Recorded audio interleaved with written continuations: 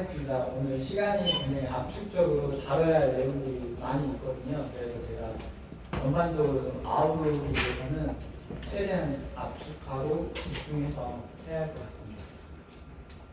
네.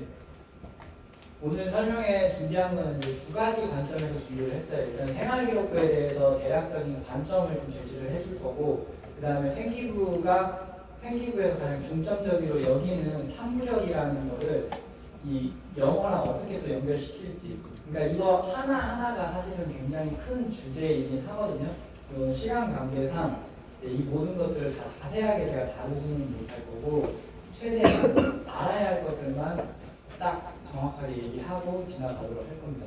일단 학교생활기록부 설계도 내손안의 GB라는 거는 생기부에 대해서 대략적인 관점을 좀 잡았으면 좋겠다는 거고요.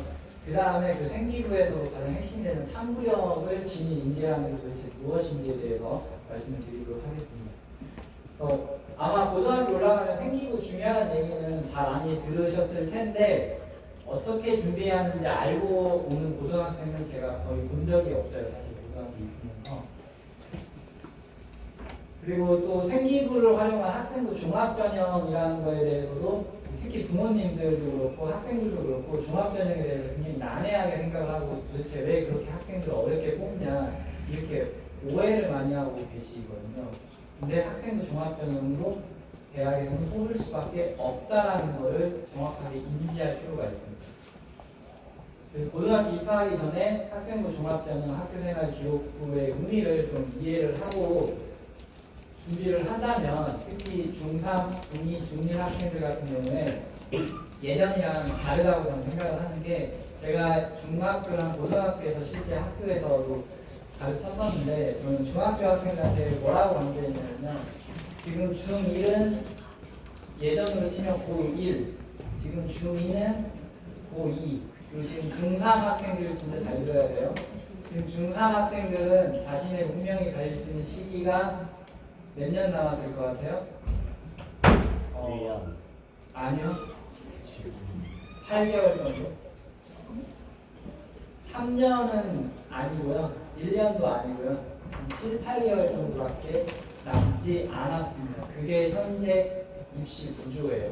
이걸 정확하게 인지를 못하면 고등학교가 크게 후회하는 일이 발생한다는 거죠. 오늘 참석하신 학생, 일단 학부모님들 저는 3달 정도 앞서가는 과정을 가지실 수 있을 거라고 생각을 하고요. 바로 강연을 바로바로 시작을 하겠습니다. 저에 대해서 간단하게 소개드리면 저는 한국외대 영어교육과 나와서 실제 현장에서 담임교사, 영어교사, 진로교사 등등을 했습니다. 실제로. 현재는 지금 외대 여학원 상대로 이런 설명회를 담당하고 있는 사람이고요. 오늘 우리가 다뤄야 할 내용들은 굉장히 많은데 이거를 다 이거 하나가 사실은 몇 시간 동안 얘기를 해야 할 굉장히 큰 분량이에요. 시간 관계상 다 자세히는 하지 못하고 그냥 핵심적인 것들로만 하도록 하겠습니다. 2022 개정에서는 일단은 가장 핵심은 5등급 상대평가로 적용이 된다는 거죠.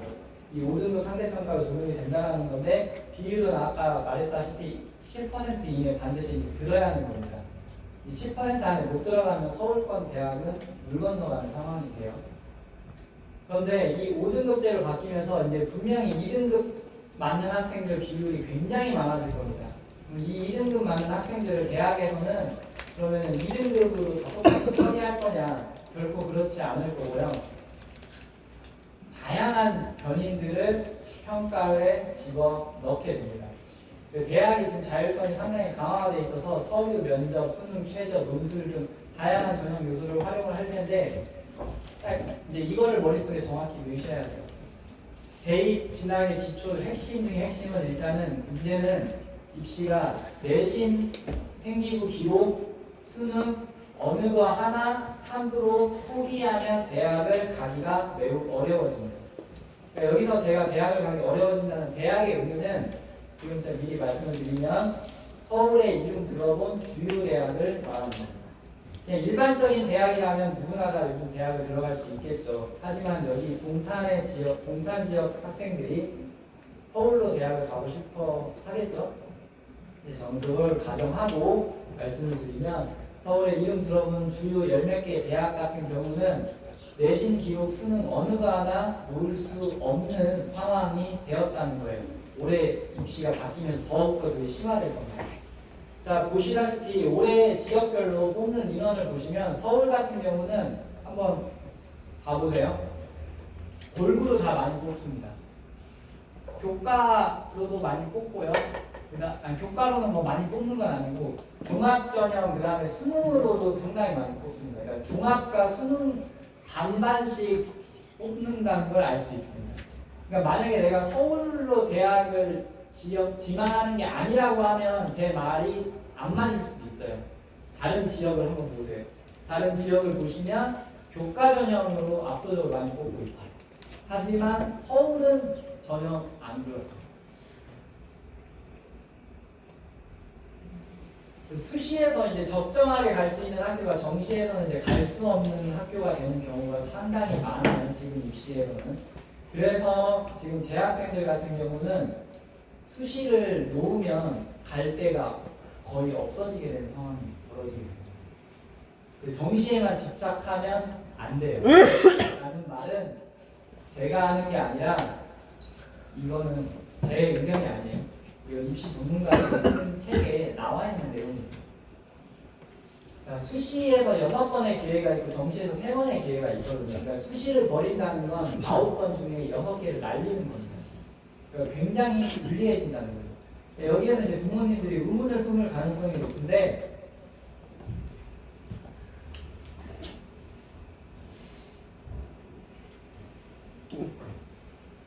부모님들이 왜 의문을 품을 수 있냐면 나 때 생각해보면 정시로 대학을 잘 갈 수 있을 것 같은데 왜 자꾸 정시에 집착하면 안 된다고 생각을 하시는데 그 생각을 아예 지우셔야 합니다. 지금 부모님들 아마 90년대 후반 학번 분들이실 거예요. 아마 그때 입시랑 지금 입시는 좀 다른 나라가 됩니다.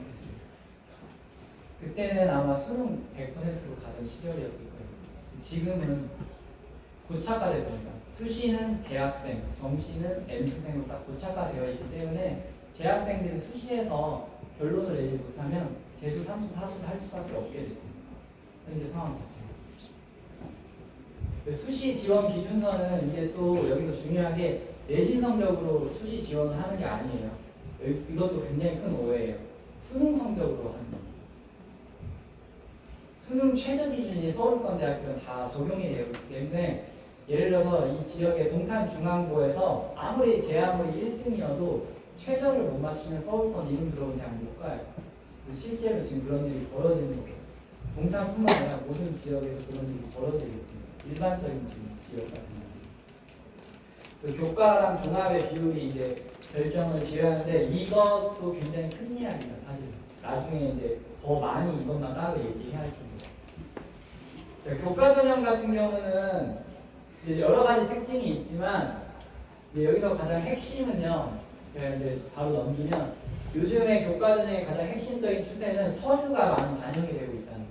그러니까 교과의 종합화가 이루어지고 있어요. 실제 올해 발표된 그러니까 26학년도 지금 대입전형 시행 계획입니다. 대입전형 시행 계획을 보시면 빨간색 부분에 보면 서류가 다 많이 반영을 하는 걸 볼 수 있어요. 그러니까 서류가 10, 30 이렇게 적혀 있다고 해서 진짜 10% 영향분만 있다고 생각하시면 안 돼요. 예를 들어서 고려대에 갈 정도의 애들이면 내신 다 좋을 겁니다. 그러니까 내신에서는 변별이 안 돼요. 특히 5등급제면은 고려대 갈 애들 전부 다 1등급일 겁니다. 전부 다. 그러면 내신에서는 사실상 변별이 안 되고 변별될 수 있는 여지는 2개밖에 안 남습니다. 서류, 최저. 서류랑 최저밖에 안 남게 돼요. 이게 지금 현행 입시라는 겁니다. 제가 오늘 해야 할 얘기가 많기 때문에 이거를 지금 제가 간략하게 대학만 보여드리고 가는 건데요. 보시다시피 전부 다 최저가 뭐 3합 7, 8, 2합 4, 5 이렇게 걸려 있습니다. 최저를 못 맞추고 서울권 이름 들어본 대학을 가는 건 사실상 쉽지 않다. 이 경기권의 학교들 같은 경우도 2합 6, 7 이렇게 다 걸려 있습니다. 가천대 같은 경우가 애들이 많이 쓰는 학교거든요. 여기도 다 걸려 있습니다. 종합전형으로 바로 넘어가겠습니다. 그 종합전형에 대한 사용 설명서를 제대로 읽으셔야 하는데 제일 착각 많이 하시는 게 객관식으로 정시로 해서 뽑는 걸 공정하다라고 착각하시면 안 돼요. 절차가 공정하다고 해서 그게 공정한 전형이 아니에요. 그래서 학생부 종합전형이라는 걸 받아들이셔야 돼요. 그러니까 이게 대세입니다. 서울권 대학 같은 경우는 특히. 그리고 이게 훨씬 더 공정하다는 것을 인식하셔야 돼요. 이게 서울대에서 정의한 종합전형의 정의거든요. 여기 보시다시피 다양한 능력을 알려면 성적만으로 줄 세울 수 없고 다양한 것들을 봐야 한다는 거예요. 한마디로 샅샅이 다 훑어봐야 한다는 거죠. 실제로 지금 여기 앉아있는 학생들 같은 경우는 이제 이거를 적용받게 될 거예요. 지금 현재 고1부터 서울대에서 이미 발표를 했어요. 서류평가로 100%를 일단 뽑을 거예요. 수시에서는 물론 당연히 그동안 서류로 당연히 뽑긴 했는데 이보다 더 지금 놀라운 변화는 바로 정시입니다. 정시에서도 보시면 수능 60에 교과 역량평가 40%를 반영한다고 발표를 했어요. 서울대에서. 교과 역량평가라는 게 내신 다 따진다는 거죠. 그러니까 이제는 서울대를 가고 싶다고 했을 때 학교 무시하고 학교 수업 다 포기하고 나는 정시 파이터 될 거야 하는 애들은 서울대에서 대놓고 뽑지 않겠다라고 발표를 한 거예요. 그런 애들을 안 뽑겠다는 거예요. 왜냐? 대학 입장에서는 그런 아이들을 원하지 않습니다. 대학에 대한 충성도가 너무 떨어지기 때문에. 그래서 그런 아이들을 최대한 배제하고 내신, 생기부, 기록, 수능 모두 다 골고루 잘하는 애를 뽑겠다라는 게 서울대 방침인데 이게 굉장히 중요한 상징이 있는 게 서울대가 하는 나머지로 다 퍼진다는 거죠. 다른 대학들도 다 비슷한 문제를 보이고 있습니다. 학생부 종합전형에 대해서 실제 전문가들이 하는 말을 제가 모아봤는데요. 우수한 학생을 정말 잘 뽑아갑니다. 제가 고등학교 담임을 할 때도 보면 정말 잘 뽑아가요. 객관식으로 보여줄 수 없는 역량을 증명하는 거예요. 근데 더 핵심은요. 재학생한테 압도적으로 유리하게 설계된 전형. 그러니까 재학생 입장에서 나는 수시는 포기할 거야, 종합전형은 포기할 거야 이런 식으로 행동을 하면 대학을 그냥 포기하는 거랑 똑같습니다. 제가 아까 대학의 정부는 서울에 이름 들어온 대학이라고 했을 때 그 대학은 난 안 갈 거예요 라고 말하는 거랑 똑같습니다. 특히 정시 파이프 하겠다? 그러면 대학을 나는 안 가겠습니다 라고 선언을 합니다. 그렇게 이해를 하시면 돼요. 그러니까 우리 애가 만약에 난 정시에 할 거예요 라고 하면 아 얘가 대학을 포기했구나 라고 생각하셔도 돼요. 한 3수, 4수, 5수 할 마음입니다. 이렇게 생각하시면 돼요. 학생부 종합전형에 대한 대비 전략은 일단은 전형에 대해서 이해하고 자기에 대해서 이해하고 평가 요소 분석 교과서 이렇게 나오긴 하는데 전형에 대해서 제가 간략하게 말씀을 드리면 바로 넘어갈게요. 시간상. 자, 이게 이제 대학에서 공식적으로 연구한 발표 결과예요. 이렇게 뽑겠다는 거거든요. 학업 진로 공동체 이걸 가지고 이제 뽑겠다는 건데 이제 그냥 하나씩 다시 볼게요. 학업도 학업 성취도 태도 탐구력 이렇게 또 나눠놨어요. 근데 오늘 저희가 핵심적으로 삼을 영역은 바로 탐구력이에요. 학업 성취도는 쉽게 얘기하면 내신 성적 말하는 거예요. 내신 성적 당연히 잘 써야 돼요. 내신 성적이 가장 중요하고요. 그 다음에 자기 주도적으로 얼마큼 공부를 잘 하는지 이제 생기부 기록 적어주겠죠, 선생님이. 그러니까 공부를 단순히 잘한다고 해서 생기부 기록이 좋은 게 아니에요. 제 아무리 공부를 잘해도 만약에 얘가 태도가 안 좋으면 나쁜 말은 적지는 않습니다. 하지만 분량은 적게 적거든요. 그러니까 500자 쓸 수 있거든요. 근데 만약에 한 250자 적혀 있으면 얘 대학 떨어질 수 있어요. 그러니까 선생님의 영향력을 무시하시면 안 돼요. 선생님은 얘를 좋은 대학을 보내는 건 좀 되게 어려울 수 있는데 좋은 대학을 못 보내기는 할 수 있어요. 얼마든지. 맘만 먹으면. 분량을 적게 주는 거예요. 1등인데 분량이 반절밖에 안 적혀 있으면 얘는 매우 수업 시간에 불성실했다는 걸 증명하는 거예요. 근데 그런 식으로 여러 명의 선생님이 써주면 대학에서 알아서 다 이해합니다. 아, 얘 정말 인성이 별로야. 이런 애는 절대 뽑으면 안 되겠다 라고 판단합니다. 그래서 고등학교 선생님과 대학 입학사정관 간에 서로 주고받는 텔레파시가 있습니다.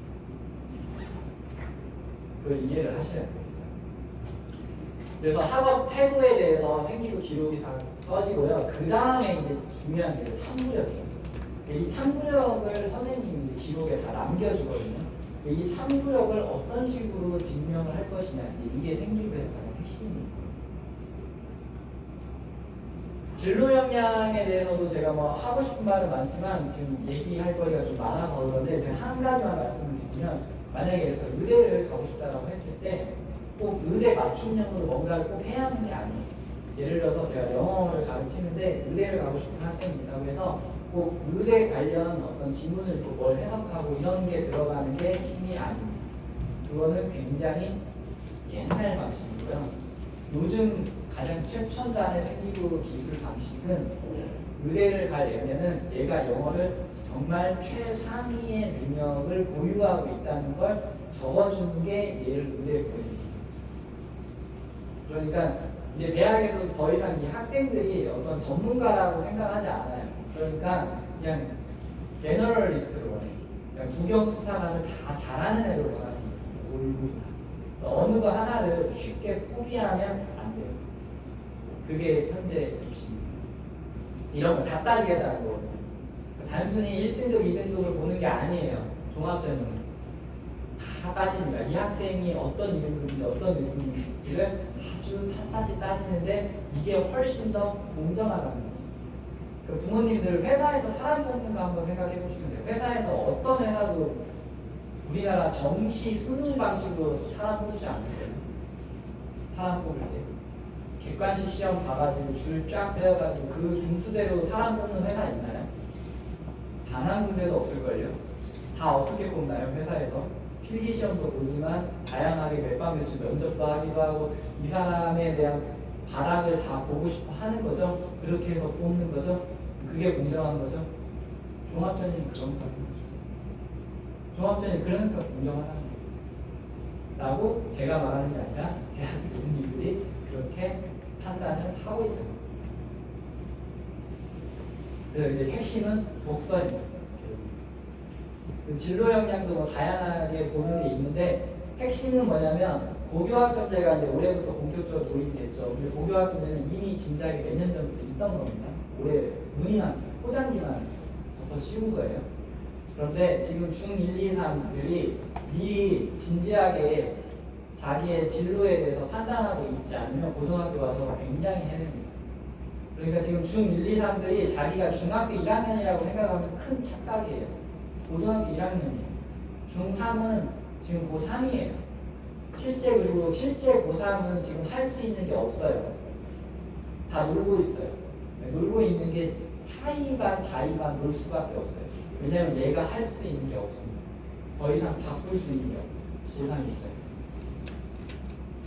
일반적인 고등학교라면 공판도 예외가 아닙니다. 제가 알고는 일반적인 고등학교라면 고3에 올라갔을 때 실제 수능으로 승부를 낼 수 있는 30명 중에 반에 30명 중에 2명밖에 안 돼요. 나머지는 이미 자신의 운명이 다 결정이 나 있습니다. 그게 일반적인 지금 고등학교의 현실이에요. 이 아주 특수한 몇몇 고등학교 때문에. 그러니까 지금 중학교 대상으로 그래서 이런 설명을 하는 겁니다. 저는 고등학교 대상으로 이런 설명회를 지금 굳이 하지 않습니다. 왜냐하면 별로 필요가 없다고 합니다. 이미 끝난 상태에 특히 고2, 3 제가 고2, 3 담임을 수년간 했습니다. 실제로 안 됩니다. 한 번 딱 성공입니다. 공동체 역량은 넘어가도록 하고요. 그리고 교과 수업, 이제 수업과 이 독서 활동이 이제 너무나도 중요해지는 시대로 왔습니다. 그러니까 이제는 본질은 무조건 수업을 잘 들어야 돼요. 그러니까 학교 수업, 학원 수업. 그리고 예를 들어 또 이런 설명회든 뭐든, 그러니까 뭔가 잘 들은 게 학생부 종합전형 같은 경우는 좀 쉽게 얘기하면 서류랑 보통 면접으로 많이 뽑아요. 최저가 걸려있는 경우는 많지는 않습니다. 하지만 학생부 종합전형으로 잘 가는 애들은 내신 성격이 좋은 애들이에요.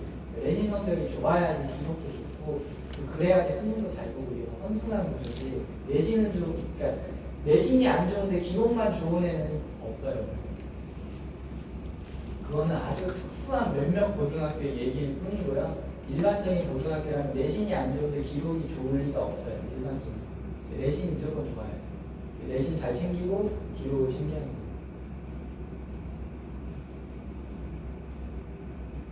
여기서부터가 엄청 중요한 건데요. 미래의 인재상이 변했고 대학에서도 원하는 인재상을 달라지게 뽑고 있어요. 그래서 예를 들어서 지금 사회 현상에서 겪고 있는 문제들이 대부분 사악한 문제라고 해요. 한문 용어입니다. 이거 교수님들이 다 쓰는 설문적인 실제 용어입니다. 원인과 결과가 너무 복잡해서 정답이 없어요. 이런 문제를 어떤 식으로 얘가 접근해서 해결해 나가는지 이런 능력을 보겠다는 거거든요. 지금 현재 대학에서 뽑을 때. 그러니까 인간만이 할 수 있는 이런 걸 할 수 있는 아이들을 뽑겠다는 거예요. 정답이 없는 문제의 본질을 이해를 하고 창의적인 사고로 해결책을 수립을 하는 거. 근데 여기서 필요한 그 창의성이라는 게 오해를 하시면 안 되는 게 세상에 없는 걸 갑자기 만들어내는 그 창의성을 말하는 게 아니고요. 수련적 창의성이에요. 이게 전형적으로 교수님들이 공부하는 방식이기도 해요. 논문을 쓰실 때. 그러니까 교수님들이 사람을 뽑잖아요. 그러니까 교수님들이 위촉 입학사정관으로 해서 다 면접 봅니다. 그러니까 직업으로 하는 전임 입학사정관도 있고요. 위촉 입학사정관이 있습니다. 교수님들이 다 투입이 되거든요. 교수님들은 이런 식으로 공부를 평생 하신 분들이에요. 이런 능력이 되는지 안 되는지를 철저하게 따지세요. 그래서 어떤 사안에 대해서 일단 호기심을 갖고 자료를 탐색하고 그걸 재조합할 수 있는 능력이 되는지 안 되는지 이걸 너무 어렵게 생각할 거 없고요. 수업 시간에 교과서 뭔가 배웠어요. 교과서에서 뭔가 배우고 그거에 대해서 호기심을 느끼고 또 관련해가지고 교과서 그 내용과 관련된 좀 더 깊이 있는 독서를 좀 하고 그걸 재조합해서 자신만의 의견으로 만들 수 있는 그런 능력을 요구를 한다는 거예요. 그래서 탐구력, 이게 이제 탐구력의 정의로 이렇게 나와 있어요. 제 책을 찾아보면 탐구력에 대해서 호기심과 비판적 사고, 그 다음에 창의적인 관점, 그 다음에 최하된 능력. 근데 이런 학생을 뽑으려면 점수로 뽑을 수가 없기 때문에 종합전형으로 선발할 수밖에 없다라는 게 지금 이제 교육계의 이게 합의된 결론이에요. 지금 제가 얘기하는 건 제 주장을 얘기하는 게 없습니다. 제가 모두 다 어디에서 따온 겁니다. 다 전문 서적을 보고. 이건 교육계에 합의된 결론이에요. 지금 일시적으로 비정상적으로 뽑고 있는 것 뿐입니다. 정시 40% 이상 뽑는 게 비정상적인 현상인 거고요. 그건 어떤 특정 사건 때문에 그런 일이 그냥 된 것 뿐이지 원래 지금 흐름은 종합전형으로 거의 다 뽑는 거였어요. 원래 그 사건이 일어나기 전까지는 종합전형으로 막 80% 이상 뽑고 있었어요. 특히 서울대 같은 경우. 이번에 좀 제한을 조금 푼다는 말도 있긴 있어요. 어떻게 될지 모르겠어요. 또 상황에 따라 달라질 수 있습니다. 하지만 큰 대세는 종합전형으로 갈 수밖에 없을 겁니다. 왜냐하면 탐구력이 있는 인재를 뽑으려면 수능으로 뽑을 수가 없어요. 수능만 줄 세워서. 교과 내신으로 줄 세워서 뽑을 수가 없어요. 그래서 결국에 이제 학교 생활기록부를 통해 탐구력을 효과적으로 드러내려면 어떻게 해야 하냐라는 거에 대해서도 이렇게 공식적으로 발표된 그 흐름이 있습니다. 그 체계적으로 설계를 하고 이제 교과서를 통해서 지식을 습득을 한 다음에 더 추가적으로 알아보고 싶은 거 독서하고 그 다음에 예를 들어서 지금 수능도 그래서 바뀐 거잖아요. 교과 간 연계 같은 경우도 통합사회 통합과학이 나온 이유가 이제 연계 능력이 그래서 내가 인문계니 자연계니 이게 중요한 게 아니라 인문계생이어도 과학을 잘 알아야 하고 자연계를 내가 지망해도 사회를 잘 알아야 한다는 게 지금 교육과정의 목표입니다. 2022 개정 교육과정. 그래서 이런 능력들이 굉장히 중요하다. 학교 생활기록부에 대해서 기본적인 이해를 말씀을 드리면 일단 수상 경력은 미반영되고 있습니다. 수상 경력은 공식적으로 들어가지는 않아요. 대학 입시에서. 자율활동 500자, 동아리 연간 500자, 그리고 진로가 700자고 세부능력 특기사항이 과목별로 500자고 행동특성이 500자인데 여기서 아마 가장 핵심은 세부능력 특기사항이에요. 과목별로 고등학교에 올라가면 30년에서 40년 이상의 선생님들이 이 학생에 대해서 500자씩 써주게 될 겁니다. 대학에서 학생부 종합전형으로 한 10년 이상을 뽑다 보니 너무나도 믿을만 하다는 거예요. 특히 세부능력 특기사항에서. 왜? 30명에서 40명의 각자 다른 교사가 이 학생에 대해서 평가를 하는데 정말 신기하게도 사람 보는 눈은 다 똑같아요. 별로인 애는 다 별로라고 쓰여져요. 괜찮은 애는 참 신기하게 다 괜찮게 쓰여져. 참 신기하죠. 내가 괜찮다고 생각하는 모든 선생님들이 다 괜찮다고 생각하세요. 내가 수업 시간에 별로라고 생각하는 애 다른 선생님도 별로라고 생각하세요. 그래서 이제 대학에서는 그걸 믿습니다. 그래서 지금 자기소개서니 추천서는 이미 다 없애버렸죠. 볼 필요가 없다는 겁니다. 굳이. 그래서 세부능력 특기사항이 너무나도 중요합니다. 그래서 학생들은 교과 시간에 수업을 정말 잘 들어요. 요즘 학생들이 가장 간과하는 것 중에 하나가 자기의 태도가 어떤 식으로 실시간으로 다 체크되고 있는지를 전혀 몰라요. 그럼 예를 들어서 제가 가정을 해볼게요. 여기 학생들 많으니까 제가 이 학생들 데리고 농담 아니고 한 3시간에서 5시간 정도 수업하면요. 저 이 학생들 성적표 받고 하면 대학 갈지 어디 갈지 다 예측 가능합니다. 태도 탓. 그리고 태도 보고 다 표시해 놓습니다. 어떻게 생긴지 써주죠. 전부 다 순식간에 다 선별합니다. 저만 그런 게 아니라 선생님들 다 그렇게 해요. 태도가 딱 보면 압니다. 대학 갈는지 안 갈는지 성적 보고 학교에서 계속 가르치다 보면 그게 다 보인다는 거죠. 그래서 함부로 살면 절대 안 돼요. 정말 특히 고등학교 가서 행동특성이 종합의견도 이제 추천서 역할을 하고 있어요. 담임선생님이 써주는 건데 담임선생님이 함부로 쓰지 않습니다. 정말 이 학생이 운명에 달린 거기 때문에 정확하게 써줍니다. 나쁜 말을 쓰지는 않습니다. 하지만 다 장치를 걸어놓습니다. 다 알아두고 있습니다. 별로인에는 별로있게 써주게 하는 방법이 다 있습니다. 선생님들.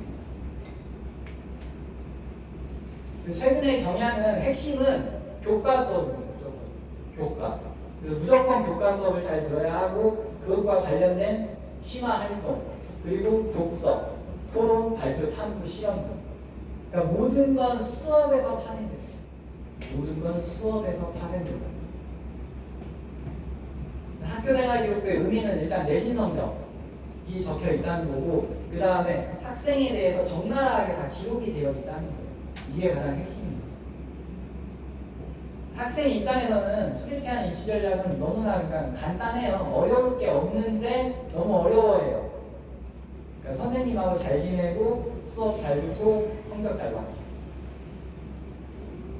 그러니까 세월이 아무리 흘러도 변하지 않습니다. 그냥 수업 때도 좋고 공부 잘하는 애가 대학을 잘 가게 되어 있는 거고요.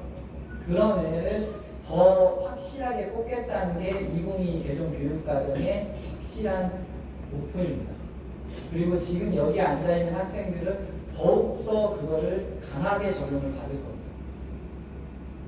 이게 딱 흐름이에요. 정시와 매달리면 안 된다. 이거 제가 쓴 거 아니에요. 책에 나와 있는 거예요. 이렇게. 전부 책에 나와 있는 거예요. 실제 학교생활 기록부는 어떻게 작성이 되나라고 하면은 크게 보면 3가지로 나눠져요. 창의적 체험이 있고 교과 세부능력, 행동 특성이 있는데요. 창의적 체험 같은 경우 이제 그러니까 대략 보시면 학생들을 위해서 한 학생당 적혀지는 글자 수가 아마 고등학교 한 3년 동안 26,000자 정도가 될 거예요. 이 26,000자를 가지고 이제 대학을 가는 겁니다. 학생들이. 근데 핵심은 세부능력 특기사항들. 보통 한 학기에 8과목 공부를 들으니까 벌써 1년 동안 8,000자 이상의 그 생기부 기록이 적히거든요. 이게 너무나도 중요합니다. 창의적 체험 활동은 또 3가지로 나눠지죠. 자율, 자치와 동아리, 진로로 또 나눠져요.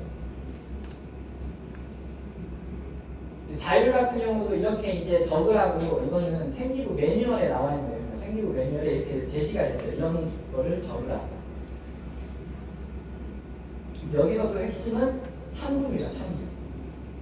요즘 이제 좋은 생기부의 핵심은 자율활동부터 탐구를 어떤 식으로 탐구력이 드러나는 활동이 반드시 들어가요. 자율활동. 자율활동이 맨 첫 번째 나오거든요. 생기부에서 출결 그다음 자율활동 나오는데 딱 보는 순간 초두효과라고 하죠. 자율활동에서 그냥 평범한 학교 행사 기록이 적히면 그냥 그걸로 끝입니다. 그러니까 처음부터 딱 들어가야 돼요. 그런데 여기에서 이제 그래서 중학생들이 잘 들어야 돼요. 대부분 중학생들 못 모르는 채로 그냥 고등학교 올라옵니다. 그 고등학교도 1학기 그냥 못 모르는 채 지나가거든요. 요즘 그래서 1학기 마치고 자퇴한다는 게 그렇게 많아요. 고등학교 2학기 마치고.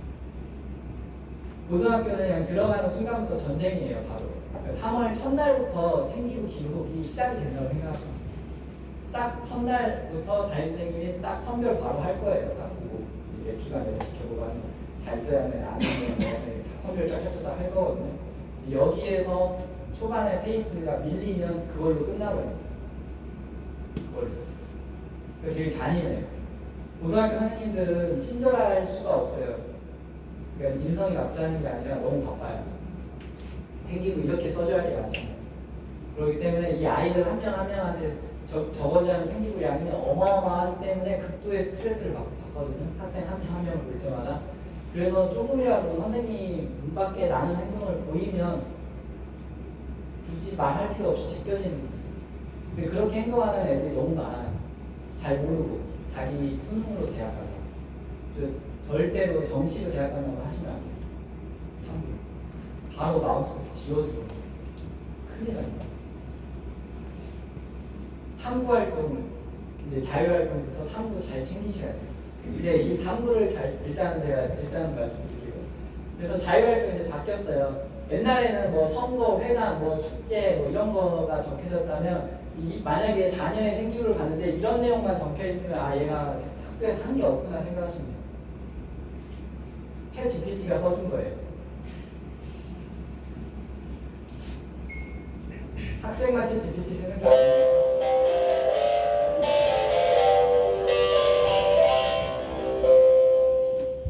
선생님들도 챗 GPT 많이 쓰세요. 챗 GPT로 작성된 생기부는 그만큼 명함가가 없다는 뜻이죠. 네, 근데 모든 애들을 생기부를 챗 GPT를 쓰진 않습니다. 핵심적인 애들은 사람이 써야 돼요. 사람이 쓰려면 이런 것들을 써줘야 돼요. 발표, 토론, 학술, 탐구. 누가 봐도 딱 뭔가 얘가 얼만큼 공부 잘하는지 드러나 보이는 것들이죠. 그래서 최상위 자율활동이면은 학원과 전공 적합성이 드러나는 이런 내용들이 적히는 게 맞는 거예요. 학업 관련 내용, 전공 관련 내용 이런 것들이 처음부터 자율활동에 이제 들어가야 하는 거예요. 자율활동 이제 나중에 고등학교에 가게 되면 이런 자기평가서라는 걸 학생들이 작성을 많이 하게 될 겁니다. 이런 자기평가서를 받아서 선생님들이 써주게 되는 거고요. 자율활동 관련해서 제가 예시를 하나 적어왔는데 실제 이렇게 적히면 이제 아마 최우수 생기부일 거예요. 이런 식으로 적혀야 한다는 거예요. 자, 여기서 핵심은요. 어떤 수업을 통해 이게 핵심이에요. 그러니까 수업을 잘 들어야 돼요. 기본적으로 수업을 잘 듣고 거기에서 제가 아까 지적 호기심 얘기했죠. 지적 호기심을 보여야 돼요. 지적 호기심을 보이고 뭐뭐의 차이점을 인식하여 심화 내용을 탐구한 이런 말이 나오죠. 그러니까 이게 뭐 하는 거예요? 지금 자료를 탐색하는 거예요. 자료를 탐색해가지고 보고서로 정리하면서 나름대로 재조합한 거죠. 그러면 아까 제가 얘기한 뭐랑 연결되죠? 수렴적 창의성이랑 연결되죠. 그 수렴적 창의성을 보여주는 게 탐구력을 드러내는 거죠. 이런 식으로 생기부가 다 작성이 돼야지 대학을 잘 가요. 근데 모든 애들이 이렇게 적히지는 않겠죠. 역량을 갖춘 애들만 이런 식으로 적히겠죠. 이런 식으로 적힐 수 있도록 학생이 스스로 노력을 해야 한다는 거예요. 선생님이 알아서 이렇게 적어주지 않아요. 선생님이 가만히 애가 있는데 알아서 이렇게 적어주는 게 아니라 아이가 그만큼 제대로 된 걸 보여줘야 돼요. 수업 시간에. 그런 걸 보여주지 않으면 냉정하게 다 판단을 내린다는 거예요. 그러니까 고등학교 선생님은 되게 냉정합니다. 친절하지 않고요. 그 말은 무슨 말이냐면, 물론 친절하게 알려는 주는데 친절하지 않다는 의미는 뭐냐면 한 명 한 명 1대1로 깊이 있게 얘기할 수 있는 시간적 여유가 없다는 거예요. 너무 바빠서. 그러니까 학생들이나 부모님들 잘 모르실 수 있는데 학교 교사가 화장실 갈 시간도 없을 정도로 되게 바빠요. 요즘 학교 교사들. 화장실 갈 시간이 몇 번 없을 정도로 매우 바빠요. 왜냐면 이 학교가 거의 보육기관화 돼가지고 애들 관리하는 게 여간 힘들어요. 애들이 선생님 괴롭히는 거 되게 간단합니다. 출결로 괴롭히면 몇 번 정기적으로 빠져주고요. 돌아가면서 한 20-30년이 그런 식으로 정기적으로 빠져주면 선생님이나 학교에서 아무것도 못해요. 출결 때문에. 요즘 애들 개근이 없거든요. 아실 거예요. 개근이 없습니다. 요즘 애들. 심각할 정도로 개근이 없어요. 다 아파요. 다 환자예요. 안 아픈 애가 단 한 명도 없어요. 전부 요양원자입니다. 거의 대부분에. 특기사항 다 써있어요. 그러니까 선생님 입장에서는 이런 걸 하고 싶은데 이렇게 하기가 너무 어려운 거예요. 이걸 하고 싶은데 이걸 해야 하는데 동아리 활동도 크게 다르지는 않습니다. 이제 동아리 활동도 종류가 이렇게 많은데 이제 제가 꼭 말씀드리고 싶은 건 뭐냐면 동아리 활동을 고등학교에서 결정하실 때 꼭 어떤 정동에 꼭 맞춤형으로 꼭 해야 하냐 안 해야 하냐 이렇게 강박관념 가지실 필요 없어요. 만약에 의대를 간다라고 했을 때도 만약에 스포츠 동아리를 했다고 문제가 되지 않습니다. 너무 그렇게 민감하게 반응 안 하셔도 돼요. 중요한 거는 어떤 동아리를 들어가든지 거기에서 최선을 다해서 기록이 잘 나오는 거예요. 고등학교랑 똑같습니다. 어떤 고등학교를 가는 게 좋을지 고민하실 필요 없어요. 학생도 그렇고. 어떤 고등학교가 제일 좋은 고등학교일까요? 내가 내신이 잘 나오는 고등학교가 제일 좋은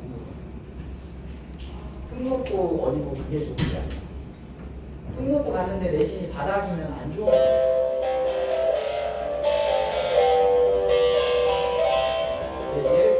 예를 들어서 특목고 갔는데 내신이 바닥이면 안 좋은 고등학교인 겁니다. 근데 일반적인 고등학교를 갔는데 내신이 최상위로 좋으면 최고 좋은 학교 간 거예요. 동아리도 똑같습니다. 뭘 하든지 상관없습니다. 거기에서 성과를 잘 내는 거예요.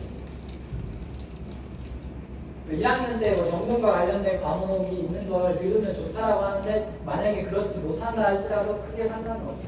동아리가. 동아리 같은 경우도 똑같습니다. 이런 식으로 적혀져야 돼요. 이게 최상이 생길 거예요.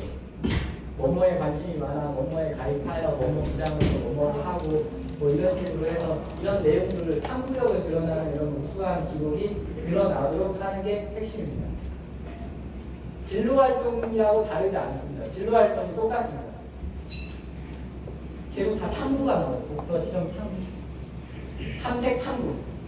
끊임없이 지금 탐구란 말만 나옵니다. 다 똑같아요. 탐구한 거 들어가. 그래서 요즘 생기부의 가장 강력한 흐름은 수업 무조건 잘 듣고 독서 해서 탐구력 드러내기. 되게 간단합니다. 복잡하게 생각하실 필요 없어요. 굉장히 간단해요. 그냥 수업 잘 듣고요. 추가적으로 독서 열심히 잘 하시고요. 아무 책이나 읽으라는 게 아니라 자기가 배운 내용과 관련된 독서. 그래서 제가 하나 팁을 하나 말씀드리면 교과서 보면 뒤에 출처 다 나와 있어요. 괜찮은 팁들. 그거 읽으시면 교과서 너무나 잘 나와요. 세부 능력의 특기사항도 이제는 이런 걸 다 따지면 그러니까 단순하게 점수, 원점수가 의미가 있는 게 아니고요. 과목 평균, 그 다음에 성취도, 성취도별 분포 비율, 등급 수강자수 이런 거 다 따집니다. 그러니까 2등급이고 어떤 애가 3등급이라고 했을 때 교과 전형이면은 단순하게 2등급을 뽑을 수도 있어요. 하지만 종합 전형은 그렇게 뽑지 않아요. 2등급이 내도 얘가 쉬운 과목 들어서 2등급 맞은 애인지 어려운 과목 듣고 3등급 맞은 애인지 다 감별해냅니다.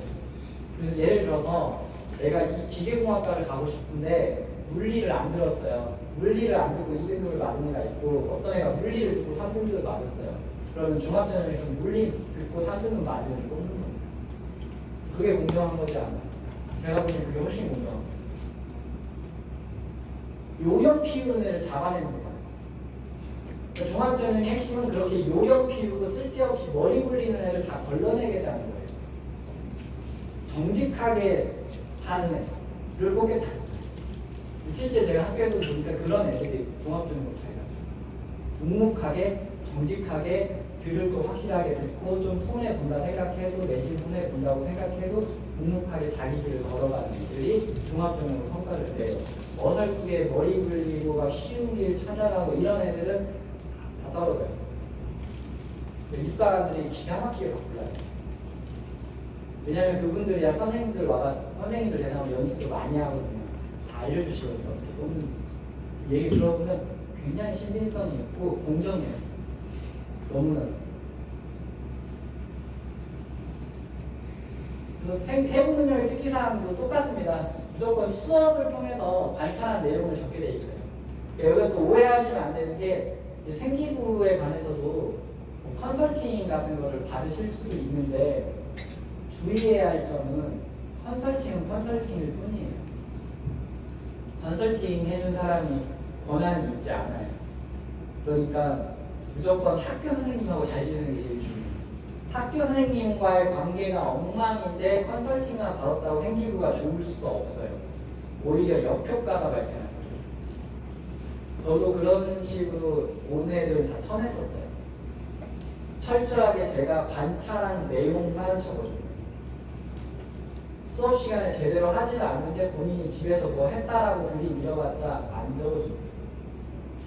하지만 그 학생이 수업 시간에 잘 들으면 당연히 감안해 주죠. 그게 제일 중요해요. 그러니까 요즘 아이들이 제가 이걸 계속 반복적으로 얘기하는 이유가 가장 그냥 인간으로서의 기본을 망각하는 경우가 너무 많아요. 요즘 아이들이. 지금 여기 있는 아이들은 이제 학원에서 지금 어느 정도 선별된 아이들이어서 그런 행동을 보이지는 않지만 학교의 일반적인 학생들은 특히 고등학교 정도 오면은 일단 이렇게 다 쳐다보지도 않죠. 그리고 인사도 안 해요. 그리고 귀도 다 흰색이에요. 무선 이어폰 끼고 있다는 거죠. 그리고 전부 다 벽을 치고 있어요. 탭 같은 거 다. 그게 고등학교 현실이에요. 그런 아이 생기고 잘 써주는 게 공정한 건가요? 아니죠. 그런 애들 다 걸러내겠다는 거예요. 정시로 하겠다는 애들, 정시만 하겠다는 애들 싹 다 걸러내겠다는 거예요. 저는 너무나도 바람직한 방향으로 되고 있다고 개인적으로 생각이 듭니다. 학교에 있거든요. 그걸 걸러내는 게 맞죠. 그렇게 인성이 별로인 아이들을 공부만 잘한다고 뽑은 건 아니죠. 대학에는 똑같이 얘기합니다. 이런 것들이 다 들어가는 거예요. 똑같습니다. 결국엔 탐구력이 들어가야 한다는 거예요. 행동 특성이 종합하면 이제 추천서 역할을 하는 거고요. 그래서 전공 이수에 필요한 사법적 무수성이 얼마큼 드러나는지 이런 거를 따지겠다는 겁니다. 그러면 이제 다시 좀 전환점을 맞이해서 그러면 이 어학원에서 왜 이런 생기부 관련한 것도 얘기하고 진학에 대해서 얘기를 했는지에 대해서 이 어학원을 연결을 시켜보려고 해요. 여기 어학원에서 저희가 뭐 결국엔 어학원은 영어를 가르치는 곳이잖아요. 이 영어를 통해서 어떻게 이 탐구력을 기르는 것을 할지 이거를 고민해보자는 거거든요. 그래서 이번에 저희가 준비한 수업이 프리미엄 인텐시브 리딩 코스라는 걸 준비를 했습니다. 이게 이제 뭐냐면 대입 변별력의 키가 이제 탐구력이라는 거에서 착안을 한 거죠. 아까 제가 계속 설명해 드리지만 결국에는 탐구력이 뒷받침이 돼야 하는 거예요. 탐구력이 뒷받침이 돼야 하는 거고, 그리고 지금 이 시기에 이거를 준비하게 된 이유는 제가 말씀드렸다시피 중학생은 저는 고등학생이라고 생각을 해요. 기본적으로 이제 학습의 시계가 고등학생인 상황인데 지금 이 5월달 이 시기 제가 중학교에 있을 때 보면은 학생들이 5월달 시기부터 많이 무너져요. 그러니까 얼마 전에 내신이 끝났잖아요. 학생들이 가장 착각하는 게 뭐냐? 중학교 내신 시험 끝나면은 상당히 풀어져요. 특히 중3 학생들, 중2, 중3 학생들. 저는 오히려 반문하고 싶어요. 중학교 내신이 여러분의 인생을 좌우할 정도로 그렇게 큰 의미가 있는 시험일까요? 의미가 없는 건 아니죠. 물론 의미는 있는데 중학교 내신 끝났다고 무슨 수능 끝난 것처럼 5월달에 완전히 풀어져가지고 이름이 엉망진창이 되는 그런 경우가 너무 많아요. 그러니까 이걸 우리 학교 현장에서는 학습 이완기라고 부르거든요. 좋게 말해 이완기지 엉망이 된 거예요. 학교 분위기 자체가, 교실 분위기가. 지금 아마 학교들 체육대회 한다, 뭐 한다 해서 5월달에 날도 더워지고 해가지고 제대로 된 수업이 거의 이루어지기가 쉽지 않을 겁니다. 근데 중학교 그냥 학교에서는 그렇다 쳐도 학원에서 마저 그러면 안 되겠죠. 그래서 저는 입시를 생각한다면 지금 중2, 특히 중2, 중3은 바짝 쪼여야 한다 라고 생각합니다. 아주 바짝. 한 8개월밖에 안 남았어요. 내 운명이 달릴 수 있지가. 1년 8개월 남은 것도 아니고요. 3년이 남은 것도 아니고요. 8개월밖에 안 남았어요. 8개월밖에 안 남았는데 지금 학습 2학기라고 해가지고 5월달 그다음에 또 좀 있으면 내신 본다고 또 내신 공부하고 또 7월달에 풀어지고 그다음에 여름방학에 좀 놀고 이런 식으로 대부분 다 보내고 중학생. 일반적인 중학생 애들이야 그렇게 보내겠죠. 하지만 최소한 북동탄 외대 어학원에서 나름 상위 반에 속한 아이들이 그런 식으로 보낸다는 건 제가 볼 때는 너무 안타까운 일이거든요. 그래서 이제 원장님과 제가 이런 수업을 기획을 하게 된 겁니다. 그래서 이제 소스는 뭐냐면 오센틱 머티리얼을 활용을 할 건데요. 이 책이에요. The Heat Will Kill You First라는 이런 책인데 이런 책을 제가 뭐 독서가 중요하다고 해서 제가 아무 책이나 많이 읽으세요가 아니라 이 책은 어떤 책이냐면 제 선정 기준은 실제 이번에 고등학교 1학년 이거 보시면 이번에 1학년, 2학년, 3학년 가장 최근에 본 모의고사의 출처입니다. 지금 그러니까 지금 중3 아이들이 8개월 후에 치르게 될 모의고사가 전부 다 오센틱 머티리얼에서 나와요. 오센틱 머티리얼에서 나옵니다. 이게 수준이 좀 높으면 미국 대학교 한 2, 3학년 수준 꽤 나옵니다. 좀 높은 그 3학년 정도 됩니다. 보시다시피 상당히 어려운 그 주제도 되게 다양하게 분야로 이런 데서 나오고 있어요. 이 중에서 하나를 뽑아봤습니다. 번역본이 이렇게 있는 거가 이런 책이 있었고요. 그 보시다시피 1학년 가장 최근에 본 3월 모의고사의 39번에서 조금 학생들이 많이 틀렸던 문제예요, 실제로. 에어컨과 관련된 문제였는데 이 책에서 나온 겁니다. 이 39번. 이 책에서 나왔어요.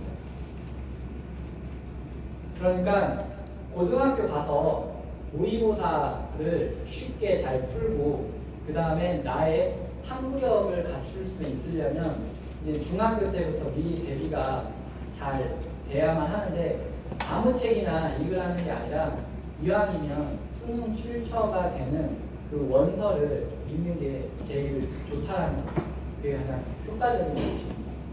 그래서 이런 원서에서 이런 모의고사가 이제 계속 나오고 있기 때문에 이제 이런 원서를 읽고 이제 수업을 진행을 하는 거죠. 이런 책이었습니다. 이코노미스트에서 최고의 책이다라고 해서 뉴욕타임스 베스트셀러 아마존 분야 1위가 됐던 책이에요. 그래서 에어컨이 어떻게 미국 대선 결과를 바꿨는가, 실내 온도는 어떻게 계급과 집값을 가르나 이런 책들, 이런 내용을 다룬 거였는데요. 그다음에 이제 뭐 2학년 3월 달 모의고사 23번에도 똑같이 원서 이런 책에서 나왔었습니다. 이런 책에서 나왔었고 저 PPT 다른 거 하나 띄워주세요.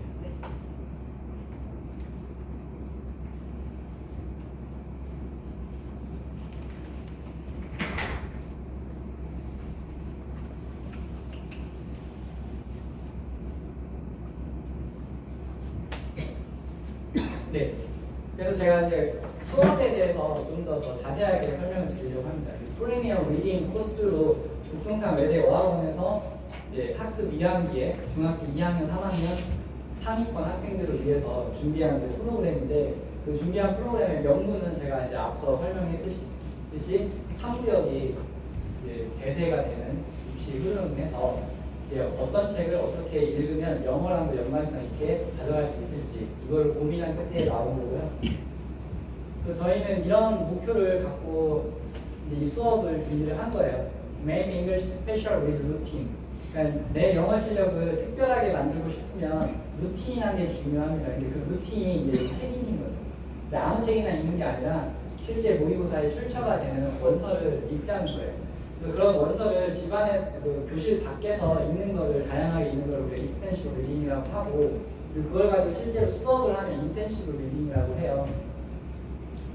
그래서 이제 저희 여기 어학원 프리미엄을 이제 지향하는 거고요. 그래서 어학원답게 근본적인 영어 실력을 높이고 입시 영어까지 높이자는 거고 가장 외대다움을 추구합니다. 외대다움을 추구한다는 게 뭐냐면 정말 외대 하면 원래 통대가 되게 유명하거든요. 그 통대에서 통번역사들이 공부하는 영어 방식이 있어요. 영어 공부하는 방식. 그 방식을 차용해가지고 아이들한테 가르치려고 하는 겁니다. 대표적인 그 사람들이 쓰는 방식이 Site Translation, 그다음에 Consecutive Interpretation 이 방식을 많이 씁니다. 그래서 제가 이거에 대해서 간략하게 한번 설명을 드릴 텐데요. 예를 들어서 이런 겁니다. 시역이라고 하는데 의미 단위로 끊어 있는 건데 제가 실제 사례를 보여드릴게요. 만약 이런 문장이 있습니다. 이게 실제 수능에 나왔던 문장이에요. 근데 이걸 아이들한테 이제 시키면 보통 이런 식으로 많이 해석을 해요. 이러한 공경은 이끌 것이다. 어떤 발명가를 의존을 찾고 있는 비밀 유지에 뭐 이런 식으로 집톡집기에 한 답 쉬고 이렇게 있거든요. 근데 이런 식으로 해석을 하면 시간 내에 독해를 도저히 할 수가 없죠. 근데 통번역사들은요 이런 식으로 안 해요. 통번역사들은 이런 식으로 해요.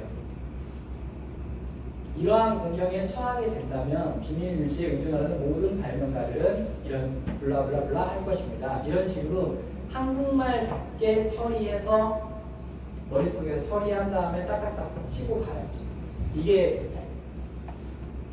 이제 실제로 영어 공부하는 진짜 영어 공부하는 방식입니다.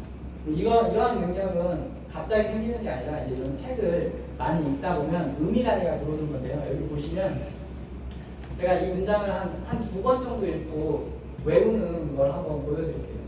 Such a predicament would lead an inventor seeking to realize upon secrecy to spend resources building high fences around their research facilities. 이 문장이 있잖아요. 그럼 이 문장을 한 두세 번 정도 보고 머릿속에서 이렇게 그려지면서 외울 수 있어야 돼요. Such a predicament would lead an inventor seeking to realize urban secrets to spend high research facilities around their researches, building high fences around research facilities 이런 식으로 이제 최대한 숙제해서 외우는 건데 이게 보면은 영어의 본질적인 게 담겨 있습니다. 그러니까 lead라는 동사와 somebody to do 이런 그 토대가 있거든요. 뼈대가. 그걸 가지고 머릿속에서 그려가지고 이제 외우는 거예요. 이거를 이제 수업 시간에 이제 하는 겁니다. 이런 식으로. 그래서 이제 보캐블러리도 요즘의 핵심은 그 문맥 속에서 렉시컬 청크를 공부를 하는 게 중요한 건데 뎁스가 중요해요. 그 뎁스라는 거는 뭐냐면 아무 단어나 막 많이 외우는 게 중요한 게 아니라 higher frequency, 그러니까 가장 빈번하게 많이 나오는 단어를 정확하게 익히는 게 중요하거든요. 그래서 제가 이제 실제 수업을 이런 식으로 진행을 할 건데 수업 절차를 보시면 일단은 아이들이 이 책을 제가 정해진 분량이 있어요. 이건 이제 실제 다 지금 수업 준비 다 되어 있는 상황이거든요. 이런 정도 분량을 읽으라고 할 겁니다. 이걸 이제 집에서 읽어보라고 할 거고요. 그럼 이거의 extensive reading입니다. outside the classroom에서 읽는 거고, 그 다음에 이제 실제 교실에서는 intensive reading을 하는 겁니다. intensive reading을 하면 이제 제가 준비한 게 예시만 보여드릴게요. comprehension question이 준비가 되어 있습니다. 그래서 아이들이 오면은 comprehension question을 풀어야 돼요. 이렇게 이제 준비가 되어 있고요.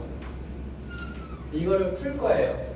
이걸 풀고 그 다음에 이제 이게 핵심인데 sentence comprehension이라고 해가지고 이게 뭐냐면 고등학교 올라가면 서답형 문제가 전부 이런 식으로 많이 나오거든요. 근데 원서를 통해서 유의미한 그 문장들을 다 추출을 지금 해냈어요. 실제 많이 나올 법한 그런 문장들을 다 추출을 해가지고 이런 식으로 이제 sentence comprehension을 시킬 겁니다. 이런 문장을 이제 숙지를 해서 말로 해야 하는 거예요. 실제로. 그리고 이제 이런 단어를 자 여러분 제가 이 문장을 가지고 한번 수업을 한다라고 하면 어떤 식으로 진행이 되는 거냐면 이제 수업 시간 실제 수업 시간에는 이 책을 읽지 않는 겁니다. 이미 읽어온 거예요. 아이들이 이미 읽어온 거고 실제 수업 시간에 하는 일은 일단 컴프리헨션 퀘스천을 먼저 풀고요. 이걸 풀고 그 다음에 이제 센텐스 컴프리션 풉니다. 그러니까 푼 다음에 이제 제가 추출한 문장이 있어요. 문장 이 원서를 통해서 추출한 문장들을 이렇게 제가 다 뽑아왔거든요. 이게 굉장히 많이 있어서 굉장히 많이 있는데 이런 문장들을 이제 시역의 방식으로 아이들이 해석할 수 있도록 먼저 도움을 줄 거예요. 이거 같은 경우도 이 문장들 보시면 자 식량을 아이들이 만약에 그냥 일반적으로 집독집기 한다고 하면은 식량을 요구하는 시위가 뭐를 유발했습니다. 러시아 혁명을 유발했습니다. 소련이 태어났네요. 러시아 혁명으로. 아이러니하게도 공헌했습니다. 소련의 붕괴로. 뭐 이런 식으로 아마 할 거예요. 그게 이제 일반적인 아이들의 지금 머릿속인 거고요. 그러니까 제가 쉽게 말하면 가수인데 일부러 노래 못 부르는 척 한 거예요. 지금. 이렇게 하면 안 되는 거고요. 실제로는 어떤 식으로 해야 하냐면 다 인과관계예요. 전부 다 보시면 식량을 요구하는 시위가 발생을 했기 때문에 러시아 혁명이 발발했고요. 근데 그 러시아 혁명이 발발하여 소련이 탄생하게 되었습니다. 근데 그 소련이 탄생했는데 오히려 또 아이러니하게도 그 시위가 소련의 종말을 유도를 했습니다. 이렇게 전부 다 인과관계로 맞물려 있습니다. 그러면 이게 이제 아까 제가 말씀드린 것처럼 시역을 하는 겁니다. 의미라니요. 이렇게 시역을 해서 한 문장 한 문장씩 문장이 굉장히 많아요. 그렇게 해야 하는 거죠. 이렇게 한 다음에 이제 순차 통역이라고 해가지고 한국말로 옆에 친구가 짝지어가지고 이제 식량을 요구하는 시위로 인하여 이렇게 이제 던져주면 학생이 food protest not only kick-started 이렇게 말을 하는 겁니다. 이런 식으로. 이게 만약에 좀 숙달이 된 학생이면 한 문장을 통으로 읽어주면 바로 영어로 탁 쏘는 거거든요. 이게 가장 숙달이 되는 건데 처음부터 그걸 하기는 어려울 거고 네, 일단은 저랑 같이 계속 시범을 보일 거예요. 그러면 이제 실제로 제가 학교에서 수업을 이 방식으로서는 늘 처음부터 수업을 했었거든요. 항상 학교에서 모의고사 다 이런 방식으로 수업을 했었는데 아이들이 가장 좋아하는 거는 실제 자기가 영어 시간에 딱딱하게 리딩 질문만 있는 게 아니라 실제 말을 다 해보는 거기 때문에 상당히 이제 시간 가는 줄 몰라 해요. 일단 재미도 있고요. 이제 식량을 요구하는 시위로 인하여 이렇게 이제 말을 해줍니다. 그러면 이제 학생이 영어로 말을 하는 건데 제가 먼저 저는 교사로서 애들한테 시범을 보여서 모델링을 해줍니다. 너희들은 이 수업이 끝날 때쯤이면 이렇게 말을 하게 될 거야. 라고 하면 이제 food protest not only 한국말로 말했다 칠게요. 자, 짝이 있는데 한국말로 말을 해줬습니다. 이 문장을 딱 말을 해주면 제가 이걸 듣고 인과관계를 생각을 해가지고 이게 not only 더블수 구문으로 이어져 있고요. 그 다음에 핵심 동사가 kickstart하고 그 다음에 contribute가 있습니다. 이거를 머릿속에 구조에 넣고 인과관계입니다. food protest가 있고 그걸로 인해서 revolution이 발생했고 소비에트 유니언이 탄생했고 그 다음에 demise가 발생했습니다라는 걸 머릿속에 넣은 다음에 영어로 아나운서가 말하듯이 말을 해보는 겁니다. 이렇게. Good protest not only kick-started 1917 Russian Revolution, from which the Soviet Union was born, but also, ironically, contributed to the USSR's demise. 아무튼 박수 한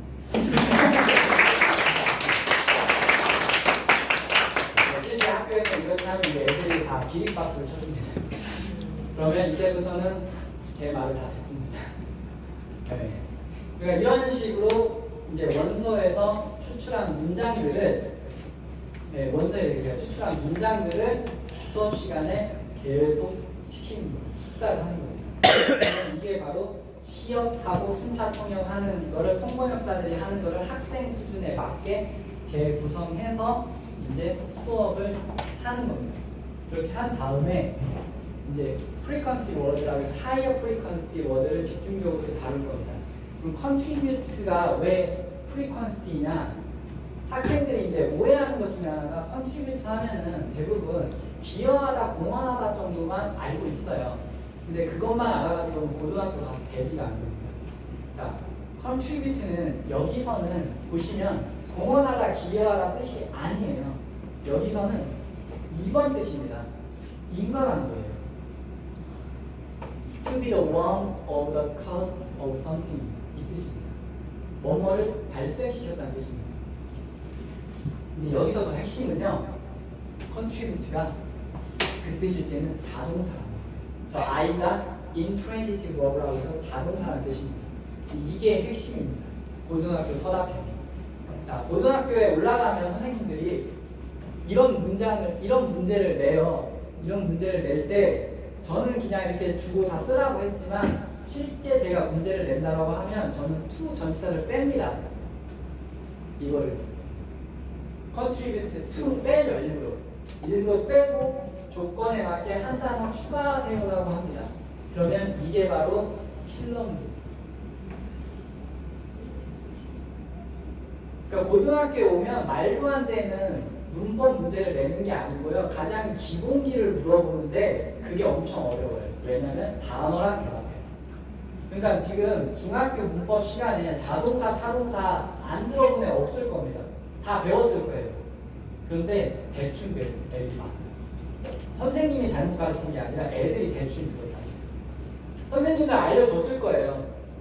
컨트리뷰트가 자동사도 있고 타동사도 있고 이렇게 알려줬을 겁니다. 하지만 아이들이 대충 들은 거예요. 근데 원서를 통해서 제가 그거를 다 잡아냅니다. 여기에 그런 식으로 문제가 다 이루어져 있거든요. 제가 실제로 고등학교에서 냈던 방식을 모두 다 적용을 시켰어요. 그래서 이런 식으로 이제 공부를 하다 보면 이제 이게 이렇게 막 무작위로 단어가 배열되어 있다 할지라도 당황하지 않고 여기에서 보면은 인과관계구나. 인과관계가 쓰여 있고 그 다음에 핵심은 또 하나 핵심은 뭐냐면 사실은 무생물 주어입니다. 무생물 주어. 한국어와 영어의 가장 큰 차이 중에 하나가 영어는 무생물 주어를 매우 많이 활용한다. 한국말로는 이렇게 말하면 되게 이상한 거예요. 식량을 요구하는 시위가 출발시켰습니다. 러시아 혁명을 이렇게 말하는 한국 사람은 없을 거예요. 그렇게 말하는 한국 사람이 있다면 한국인이 아닙니다. 원어민 한국인이 아닙니다. 한국어는 저 무생물 주어를 전부 다 부사적으로 처리해요. 식량을 요구하는 시위 때문에 러시아 혁명이 일어났습니다라고 말하는 게 한국어입니다. 근데 이런 한국말을 말해주고 학생들한테 영작을 시켜보면 학생들이 대본에 나오는 게 비코스예요. 자, 영어를 잘하는 애와 못하는 애, 그러니까 영작을 잘하는 애와 못하는 애 감별하는 최고의 핵심 기준은 비코즈를 쓰냐 안 쓰냐입니다. 영작을 잘하고 원서를 많이 읽은 학생들은 알 거예요. 원서의 비코즈가 거의 안 나온다는 사실. 대부분의 우리나라 말로 비코즈로 쓸 것 같은 것들이 무생물주어와 이런 다양한 동사와 그 동사와 관련된 전치사로 이루어져 있다는 사실. 그거를 원서를 통해서 체득을 하는 겁니다. 그러니까 액퀴지션을 하는 거죠. 단순하게 러닝, 학습을 하는 게 아니라 원서를 통해서 자연스럽게 이런 문장들을 많이 보다 보면 머릿속에서 다 무생물주어, 인과관계, 그 다음에 적절한 전치사가 와야 한다는 걸 자연스럽게 체득을 하는 겁니다. 물론 수업 한 번으로 되지는 않지만 그 눈을 트여야 돼요. 근데 고등학교 가면 시간이 없어요. 왜냐하면 여유가 없어요. 수학과 공부해야죠. 고등학교 와가지고 영어 공부를 5시간 중에 1시간 이상 하면 대학 가기 힘듭니다. 수학과학 해야죠. 그러니까 중학교 때 많이 해놔요. 할 수 있어요. 그래서 중3 애들이 지금 많이 하는 거예요. 그러니까 지금 중3 애들 영어 공부를 하루에 최소 3-4시간 해야 돼요. 학원 수업 포함 시켜줄게요. 학원 숙제 조금 포함. 네. 그러면 4시간 정도 영어 해야 합니다. 학교에서 애들 다 놀 때 쉬는 시간에 이어폰 끼세요. 영어 들으세요. 영어 듣기. 하루에 30분씩, 15분, 30분씩이라고. 인생이 바뀝니다. 아까 최저 나왔죠? 3합, 7, 8. 다 영어로 맞춰서 가는 겁니다. 영어가 절대평가이기 때문에. 제가 교직에 있으면서 영어로 최저 안 맞추면 단 한 분도 못 봤습니다. 그러니까 영어가 절대평가되면서 수시에서 핵심 과목이 됐어요. 절대평가 맞추는. 그러니까 정시에서 영향력은 많이 완화됐고요. 수시에서 영향력이 극대화됐습니다. 수시에서. 그런 것들을 잘 하려면 이제 이게 그러니까 실제로 지금 모의고사 출제할 때 원서에 이런 식의 표현이 무수히 많이 나오고요. 이게 언제 어디서 내신 문제 모의고사에 튀어나올 줄 아무도 모르는 거죠. 그러니까 영어가 범위가 없다는 게 바로 이런 거죠. 하지만 기본기죠. 네, 일단 원장님이 주문하신 시간이 9시 10분까지여서 일단 제가 압축적으로 마치고 질의응답 받는 시간으로 바로 넘어가도록 하겠습니다. 네.